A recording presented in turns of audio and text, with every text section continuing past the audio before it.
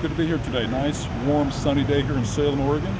Can't wait to hear Richard Gage tonight to make his presentation, inform us all about the intentional demolition of Building 7. It's pretty astonishing. Most people don't even know that third building fell that day.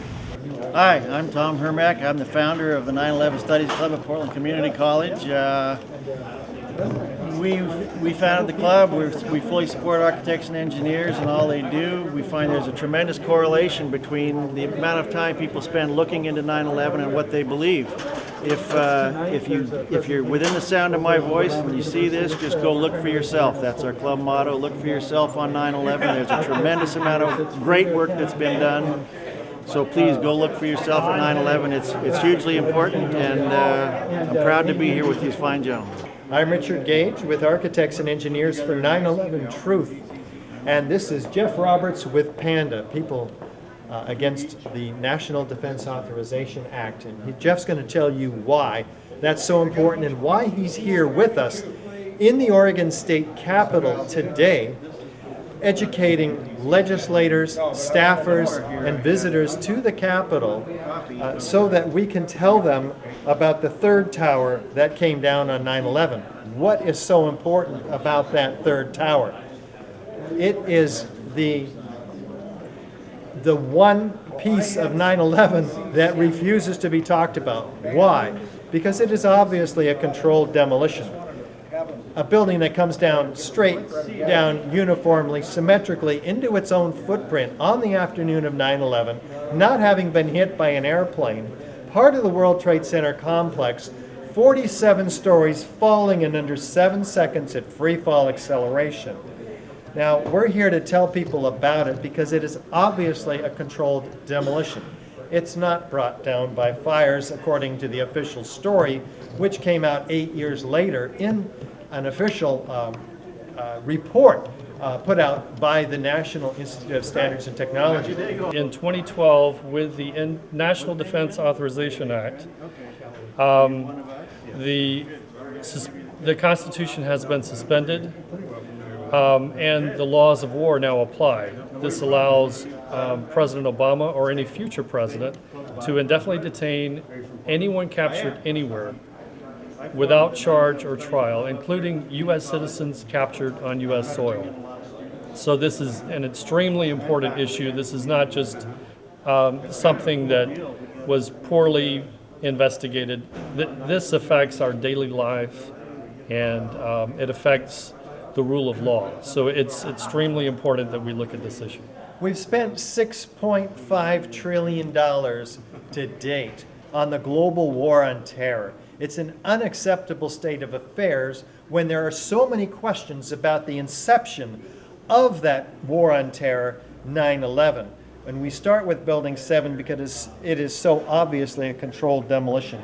But as you can also see, there are severe questions, many questions about the Twin Towers, which also have evidence of explosive controlled demolition from beginning to end. This is great.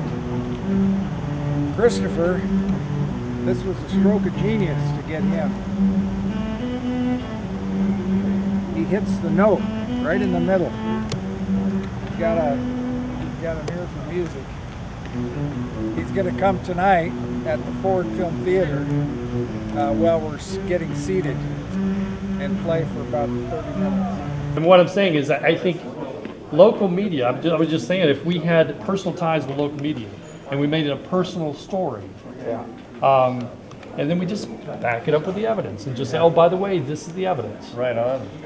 And okay, this is the evidence, and it kind of affects a lot of things. It affects, we got the NDA from that. We got Military Commissions Act from that. We got the torture and the mass spying. All of this kind of stemmed off of it. How did you call it, Marvin? Tom says it's the Big Bang as projected from 9/11, where everything changed. Yep. Kind of the Pearl Harbor effect. Yeah. Hey.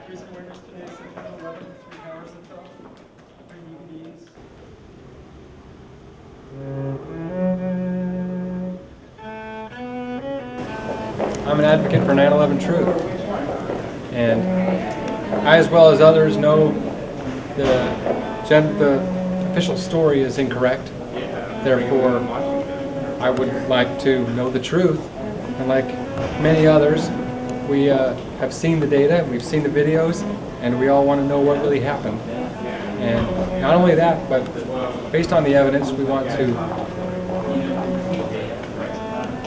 cause the leaders of this country to acknowledge the official story is not true, and that they can choose to either tell us the truth or, face us, people of the American continent and the United States.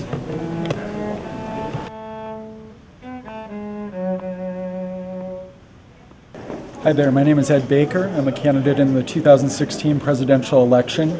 One of my big passions is to focus on 9/11 and find out the truth about who planned, executed, and covered up those events.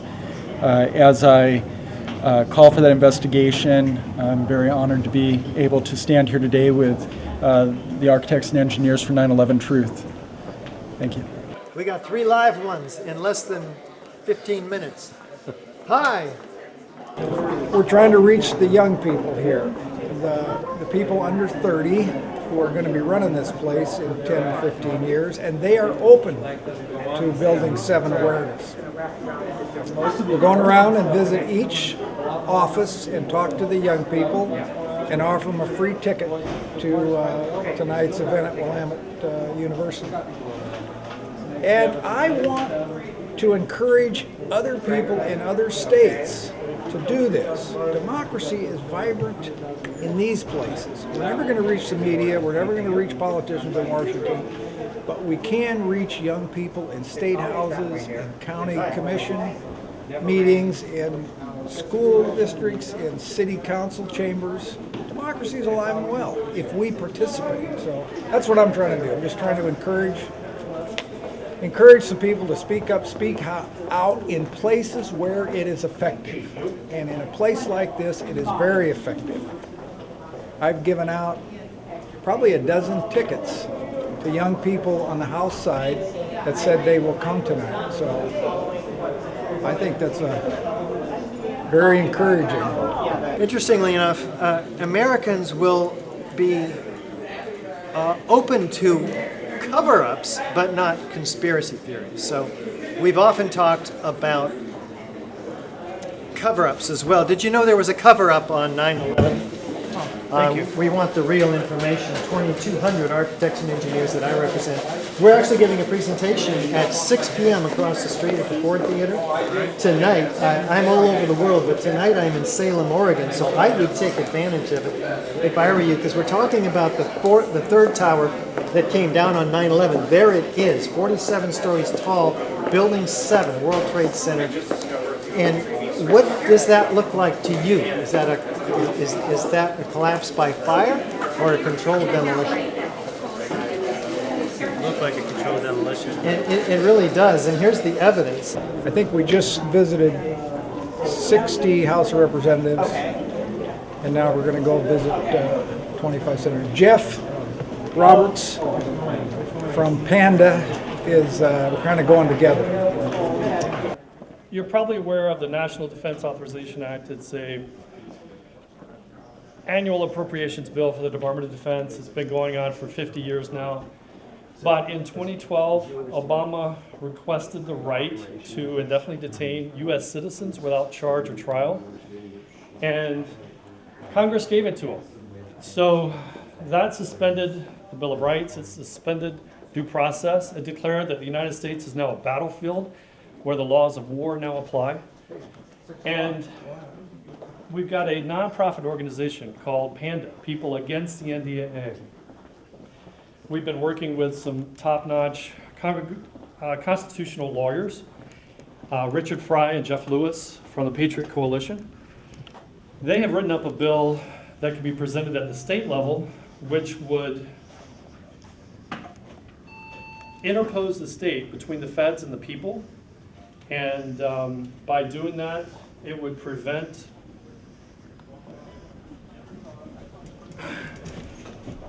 the NDAA being used as justification for an abduction, assault, battery, murder, or whatever type of crime could be committed.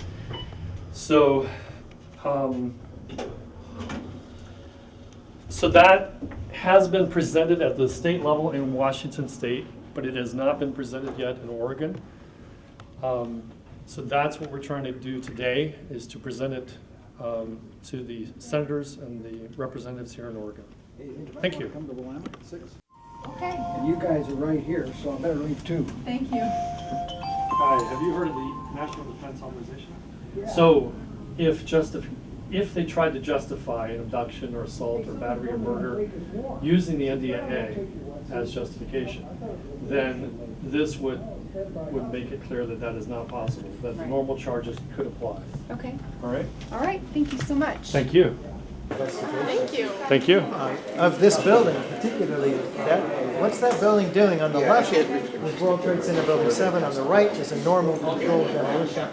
There's hardly any difference. Huh? So, yeah, and the Twin Towers look very much like a controlled demolition. So tonight we're going to be walking through the evidence showing how inescapably the evidence leads us to the conclusion of controlled demolition. We've got to have a real investigation based on this evidence. I'm with you. Yeah, cool. Hope to see you there. You get a free ticket for your whole family.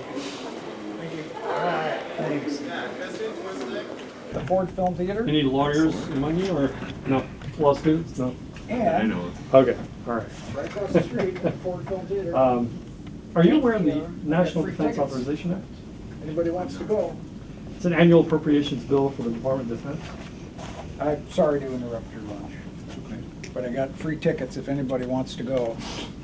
And so it's an annual appropriations bill, but in 2012, We are very mindful of the fact that we've just come from Atlanta, a conference of 14,000 architects who have come to learn more about their profession, but who at our booth, which is 20 feet wide, full of evidence about World Trade Center Building 7, we had a dozen volunteers there handing out flyers to thousands of architects and engineers, giving out our DVD, 9/11 Explosive Evidence Experts Speak Out.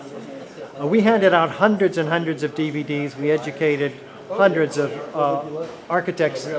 And one of the great opportunities we had there was to submit a resolution for the investigation of Building 7, which we were able to do because we had 55 AIA members among our 118 or so sign on to this resolution, calling upon the AIA to call for an investigation. So that vote happened on Saturday at the conference last month, and it was very exciting because we were able to address 400 of the top management, if you will, of the AIA, including the board, the delegates who were voting on the resolution, and many others who chose to come to this annual business meeting. So the vote in the end was a disappointment. The people didn't have all the arguments. They didn't get the opportunity to see Building 7 coming down as we have here today. The videos showing it coming down in 7 seconds, free fall acceleration into its own footprint. So we did have 5 to 10 minutes to tell them about that, but their board members lied to them about this resolution, saying things like this would be an extravagant use of our limited resources financially, which is a lie because we're just calling for a position statement. They said, oh, the diesel fires in this building caused this building to come down, which is a lie because even the official story says there's no diesel fuel burning in this building. They made other statements that simply were not true, and they made derogatory statements such as calling us wolves in sheep's clothing, calling us conspiracy theorists. So we will go back again next year, present the evidence yet again, and hopefully by that time we'll have had a chance to contact many architects with a program that we are putting forth during this summer, where we intend to mail to 20,000 architects and engineers across the country, specifically in the universities, professors, who will be getting our 50-page glossy booklet of the evidence, which we don't think they'll be able to easily throw away. After looking through it, at least it will end up on a coffee table where people will see it. Well, this is hopeful. Democracy is alive and well in this building. We are getting encouragement from the young people. The legislators avoid this issue like the plague. One of those guys, when we were over on the House side, I showed him this, and he said, "Oh, heavens no." He couldn't even talk about it. He wanted to rush us out of the office. Hey, Carol, I know. I've just been talking to Brian. Each of us can recommend different paths, like a path of action for 9/11, path of action for the NDAA, for torture, for mass spying, kind of all work together so that we're all fighting the same battle. Or so at least if somebody asked you about spying, what do we do about that? You have a path to go. Oh, we're supposed to do that. And for Panda, oh, we're supposed to do that. And Hi, the truth about 9/11. Difficult, but important. Thank you. This is Building 7, the third tower that came down. What does that look like to you? They say it came down by normal office fires. That was 8 years later, and they being our government. And we have 2,300 architects and engineers calling for a new investigation of what happened here. Because, like on the right side, that's a controlled demolition. Well, Building 7's on the left side. 47 stories, not hit by an airplane. Afternoon of 9/11, straight down, symmetrically. Free fall acceleration, just like a controlled demolition. No, normal office fires didn't bring this building down. So we're speaking all around the world on this subject, and tonight we're in Ford Theater at Willamette University, right across the street. And I'm going to give you a free ticket because I like you. You're welcome to come. Thank you. Thank you very much.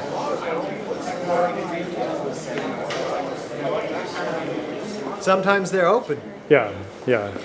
I like that in people, open-mindedness. Yeah, come for a half hour. Yeah. 2 Willamette students, excellent.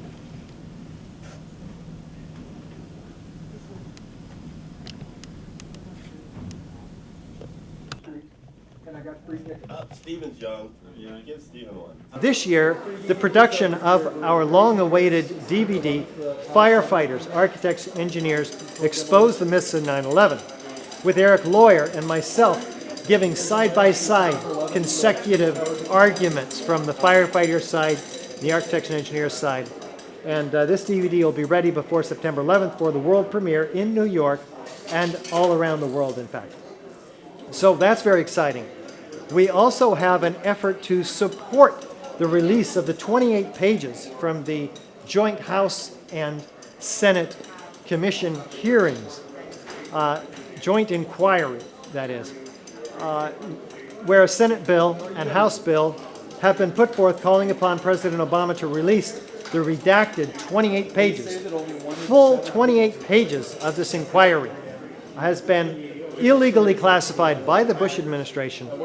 We're calling for not only the declassification of this important document, but the declassification of all of the suppressed information about Building 7, about the Twin Towers, and all the evidence that we put in our DVD that was not in the commission, the 9/11 Commission report, not in the final reports by NIST or by FEMA about these building failures.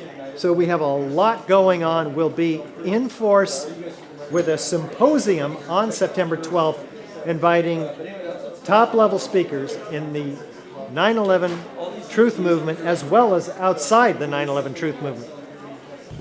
My name is Marvin Sanis.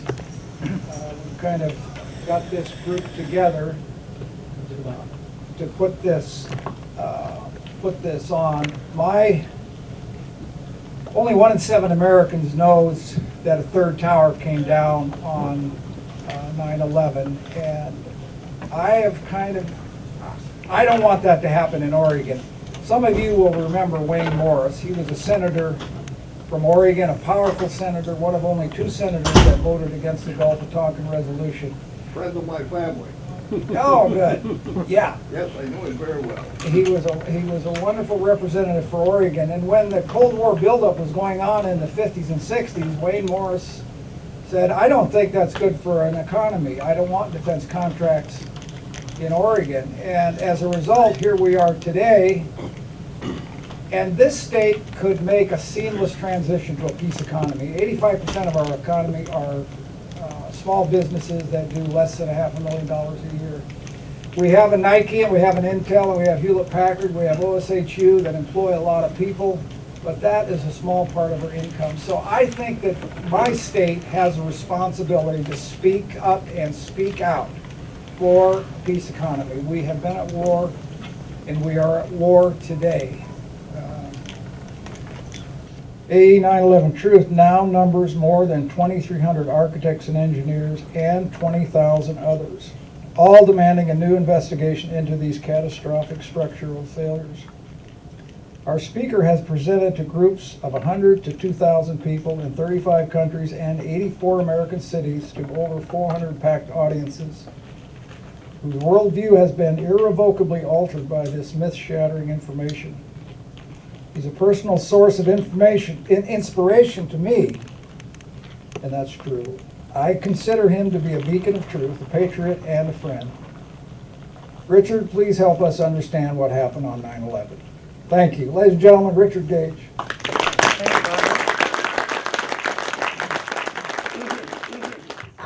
Thanks, everybody. It's awesome to be here in Salem, Oregon. Once again, I spend time between Idaho and California, and it's my deep honor to address you tonight with this really important information. 9/11 Truth, the world is ready. It's time to talk about it.